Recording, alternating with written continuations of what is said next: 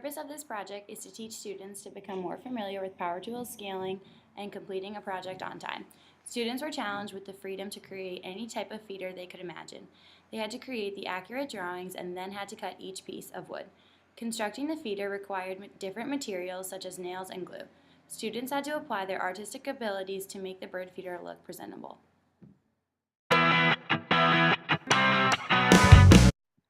Our procedure went as follows. First, we traced dimensions on the wood. Then we cut the wood using a miter saw and a table saw. We then cut a groove half the depth of the wood from front to back of the bird feeder with the table saw. Then 2 of the 4 sides had a 3/8 hole drilled into them for the 3/8 dowel. We measured the wood half across and half down. We then drilled a 3/8 hole where the line crossed. 2 of the bird feeder sides then had the 3/8 hole. Using 1 1/4 finished nails, we nailed the sides to the floor.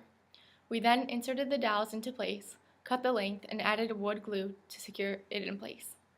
We then marked the center of the floor and the front and back pieces. We then aligned the marks and nailed the front and back into the sides with holes. We then cut a piece of plexiglass to size and slid it in. We used hot glue on both sides and bottoms and tops of the plexiglass to keep it in place. We then overlapped the big roof piece with the small one and installed the hinges. We centered the roof and nailed the small roof piece. The big roof piece was then able to be opened and filled the bird feeder with food. To hang the bird feeder, we drilled a 3/4 hole from front to back and inserted a dowel. We then screwed some eye screws to the ends of the dowels and added a chain, and it was ready to hang. The bird feeder was then finished, painted, and decorated. Some difficulties we encountered were making the pentagon shape stand up.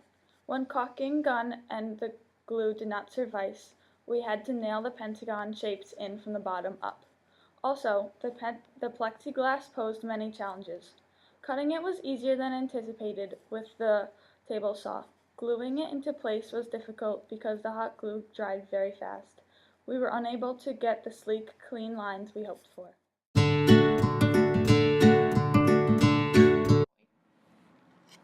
We solved this problem by painting the hot glue once it had dried.